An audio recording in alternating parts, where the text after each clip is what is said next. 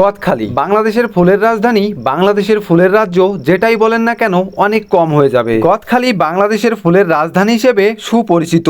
যশোর জেলা থেকে বেনাপোলের দিকে 18 কিলোমিটার আগালেই গদখালি ফুলের বাজার। গদখালিতে আসা ফুলগুলো যশোর থেকে 25 কিলোমিটার দূরে ঝিকরগাছা ও সারসা থানার অধীনে 90টি গ্রামের প্রায় 4000 বিঘা জমিতে চাষ করা হয়। ঝিকরগাছা ও সারসা থানার গ্রামগুলোর রাস্তার দুই পাশে দিগন্ত বিস্তৃত জমিতে লাল, নীল, হলুদ, বেগুনি আর সাদা রঙের ফুলের সমাহার দেখে মন্ত্রমুগ্ধের মতো তাকিয়ে থাকতে হয়। এছাড়া ফুলের সুঘ্রাণ, মৌমাছির গুঞ্জন আর রঙিন প্রজাপতির ডানায় ভর করে এখানে আসে চিরন্তন সুন্দরের বার্তা। দিগন্ত জোড়া জমিতে চাষ করা হয় রজনীগন্ধা, গোলাপ, গ্ল্যাডিওলাস আর গাঁদা ফুল। সেখান থেকে ফুল সংগ্রহ করে গরুর গাড়িতে গদখালি বাজারে নিয়ে আসা হয়। তবে বর্তমানে গরুর গাড়ির বদলে সাইকেল, ভ্যান, মোটর সাইকেল যোগেই বেশিরভাগ ফুল এই বাজারে নিয়ে আসা হয়। গদখালি থেকে ঢাকা সহ দেশের বিভিন্ন প্রান্তে পৌঁছে যায় ফুলের রাজধানী সৌরভ। গদখালি যাওয়ার সবচেয়ে ভালো সময় জানুয়ারি ও ফেব্রুয়ারি মাস। এখন প্রায় সারা বছরই বাহারি ফুলের সৌন্দর্য দর্শনার্থীদের বিমোহিত করে থাকে। যশোর থেকে গদখালি কিভাবে যাবেন? গদখালি ফুলের রাজ্য যেতে হলে যশোর বাস স্ট্যান্ড কিংবা যশোর শহরের যে কোনো প্রান্ত থেকে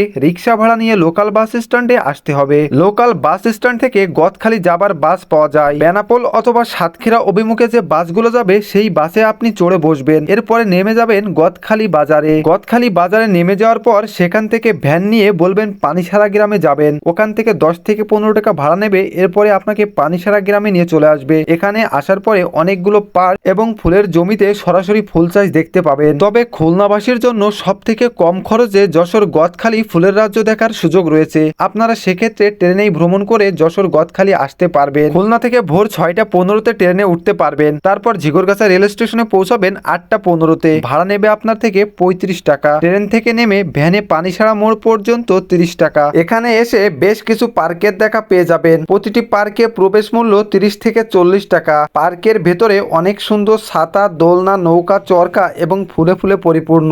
তবে অনুগ্রহ করে কেউ ফুল ছিঁড়বেন না। বাইরে থেকে ফুল কিনতে পাওয়া যায়। কোনো রেস্টুরেন্টে খেলে আগে থেকে দরাদাম করে খাবেন, কারণ দর্শনীয় স্থানগুলোতে দাম বেশি থাকে। এখন গদখালির মাঠে মাঠে ফুল ফুটেছে, আর এই ফুল দেখার জন্য প্রতিদিনই হাজার হাজার দর্শনার্থী ভিড় করছেন গদখালিতে। আনন্দ উপভোগে গদখালির সকাল বিকালটা এখন ভীষণ রকম রঙিন। ফুল চাষ ঘিরে এখানে এখন এক ধরনের পর্যটন কেন্দ্রও গড়ে উঠেছে। রাস্তার দুপাশে বিভিন্ন রেস্টুরেন্টের পাশাপাশি ছোট বড় অনেক বিনোদন কেন্দ্র গড়ে উঠেছে, যেখানে বাচ্চাদের খেলাধুলার জন্য রয়েছে বিভিন্ন ধরনের রাইডার এবং অন্যান্য ব্যবস্থাও রয়েছে। তবে ফুলের মাঠ দেখার জন্য এখন উদ্যোক্তা বা চাষিদের নির্ধারিত ফি দিতে হয়। গোলাপ, জারবেরা, লিলিয়াম এসব ফুলের বাগানে প্রবেশ করতে হলেও গড়ে 10 থেকে 20 টাকা ফি দিতে হয়। ফি দেওয়ার পর কেউ ফুল বাগানে ঢুকে প্রাণ ভরে দেখতে পারবেন এবং ছবি তুলতে পারবেন। আর গদখালির প্রতিটা পার্কেই রয়েছে ভাইরাল রঙিন ছাতা, যেই ছাতার নিচে ভিডিও অথবা ছবি যাই করেন না কেন সোশ্যাল মিডিয়ায় আপলোড করলেই সেটা ভাইরাল হয়ে যায়। গদখালি এসে এই ভাইরাল রঙিন ছাতার নিচে ছবি তোলেনি